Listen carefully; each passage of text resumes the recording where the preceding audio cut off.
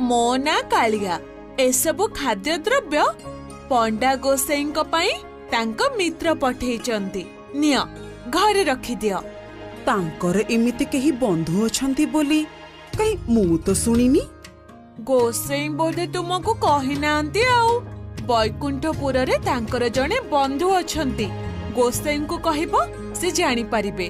Neo neo एबे एसबु रखी दियो।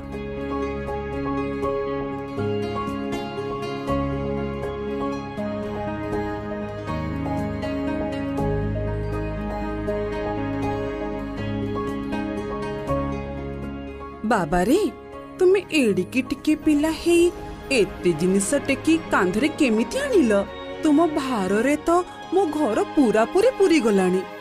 माउसी मु परा गोपाल पुओ भार बोहिबा मोर अभ्यास अछि।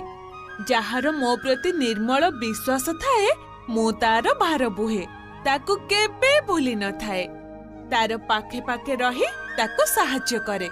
हौ माउसी मो कथा गोसाई को कहि देबे मु एबे आसुची।